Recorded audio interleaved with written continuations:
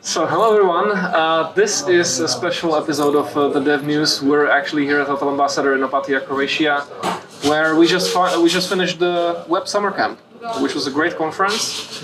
And we have two special guests here because it's a special episode. First one is Janus. Janus, do you want to tell us a bit about yourself and what you do? Sure. I'm from Denmark. Was the track leader of the Tech Forum / CMS Experts track. Okay. And we have Gavin here, who is always a positive figure at this conference. So, thank you. Do you want to share something interesting about you? Certainly, yeah. I do a lot of web accessibility. I didn't plan to talk at this event this year, and Ivo actually kindly asked me to join the unconference event for like 10 lightning minutes around web accessibility. It was really good. Really enjoyed it. Nice, perfect. And Ondrej, we all know. You already know myself. Perfect. Now, first of all, I want to talk about the conference because we go here. This is our third year as Content.ai being here. So let's talk a bit about what the conference was about. Now, this year it was 3 days instead of 2 days, which was great. Now, Janus is organizer of a tech forum, which is one of the tracks of the conference. From your perspective, what were, let's say, 2 or 3 most thought-provoking things or information that you learned from the presentations that you think may be worth exploring in the future? I think there are so many things going on in the industry right now. It's I think particularly tricky to find relevant and good speakers, brilliant speakers as they are here at the Web Summer Camp, as the organizers called them. We covered in the morning a session on AI, which had really good feedback and made people think, and the conversation around that, even though we ran out of time. But I think it goes to show how big of a topic AI is and how it touches everything we do. Secondly, I would say that there was some really good thing happening in the middle where we talked about design and UX, which I still think deserves more attention. It seems like developers, sorry to say for this audience, have perhaps been getting the most sunshine, and the UXs, designers a little bit less so. So that was good to have more attention on that. And then last but not least, we finished today with talking about the hardworking, not so recognized, not so spoiled content contributors, and how we perhaps also as vendors could do a better job for them. Yeah, no, I think that this resonates very well because Content.ai has always been a CMS that really cared about the editor experience. Yeah. So it's great to see that they are getting more attention now, because we developers were pretty happy, I would say. Or we can hack our ways, True. every time. Now, Gavin, you wanted to be only attendee. Now you had a lightning talk today, which was great. Yes. What was the topic of the presentation you did? It was just an introduction to web accessibility, but I had to shorten it a lot. It's normally much longer, so it was nice to give it to a different audience. Yeah. And what do you think about the conference? What are your main, let's say, 3 takeaways? I think one of the things I've noticed, I've been here 4 times now, 4 years, is it has been a very technical conference before, and each year it's getting more and more focused on broader topics, which I really enjoy. Like actually, Janus ran the tech forum, but most of those topics were really business and different aspects, not just technology and so forth, but they're about technology, but they were much broader and not just to be like a developer. And while it's lovely to have that breadth, I appreciated that a lot. I'm also going to hit on the AI side. It's the year for AI, and I learned a whole lot about it here, so that was fantastic. And finally, the fun. Like just being here this time of year with everybody, it's just such a great experience. So it's such a crucial part of it.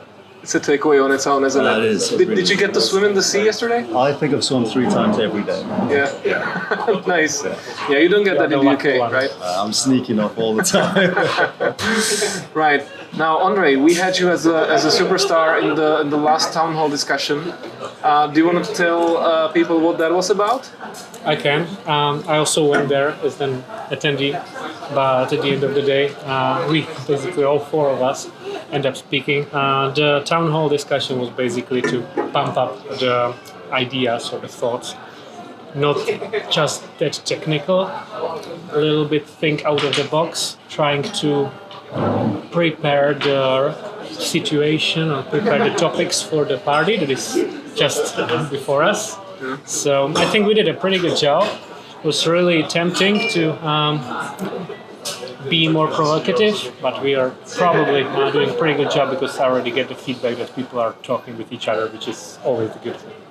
Yeah, that's always the thing for conferences, right? That you need to get the audience to talk to each other, to network a bit more. I think that's what constitutes a very good conference. That you're leaving and you have a lot of contacts in your pocket, and then you can continue the discussions.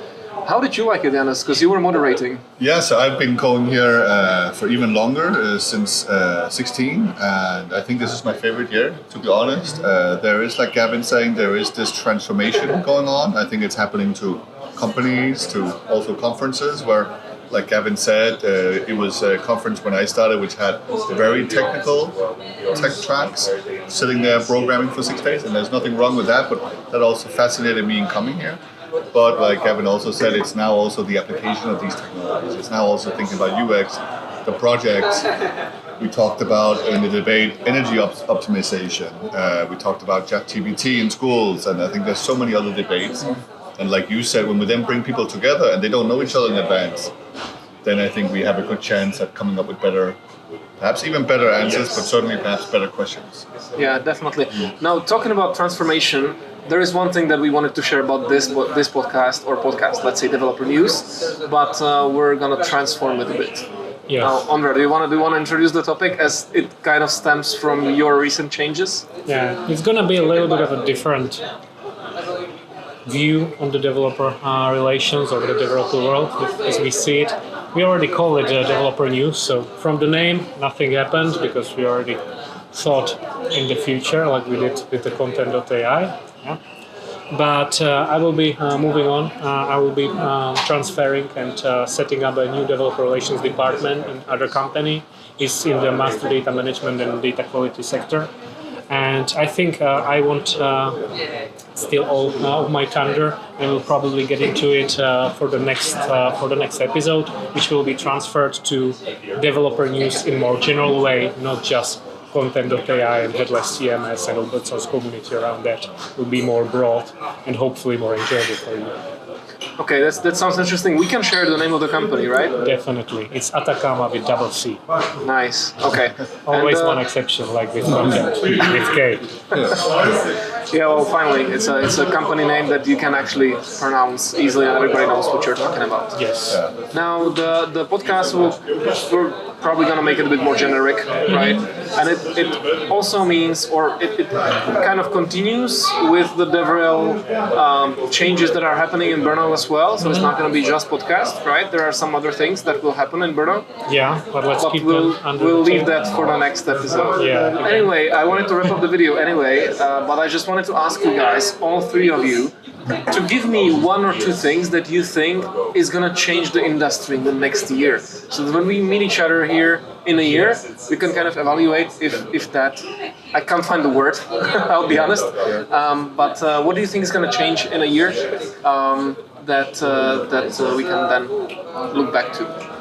I'm really happy that I get first pick because then I can say AI, and then nobody else can say that. But GitHub Copilot, all these things are going to mean that everyday work as a developer in 2024 is going to be a different one than it is in 2023. Okay. I was going to say Copilot as well. Yeah, so. Okay, GitHub Copilot. Yes. Yeah. Okay. Now we'll try something else, and which will be a new social media network, new social media app. All of these will come to a cease, and we will have a new one, which will be much more interesting than the previous ones. Okay, are we gonna interact with it the same way, or is that gonna bring a new channel as well? Do you think? I don't want to go to the neural network things, but I know where you're pointing to. I don't know actually, but there will be maybe new type of content that we need to accommodate, not just the textual or video. Cool. Well, my personal guess is that we're gonna see a decrease in usage of web, and we're gonna see increase in usage of AI and other channels. But we'll see what's gonna happen in reality. All right, guys. Well, thank you very much for joining me and Ondrej in this last developer update for content. Thank you. .ai. That's true. And I hope we'll enjoy the party, and we'll see each other soon. Yeah, let's hit the party. Thanks. Bye. Bye. Amazing. Thank you. Bye.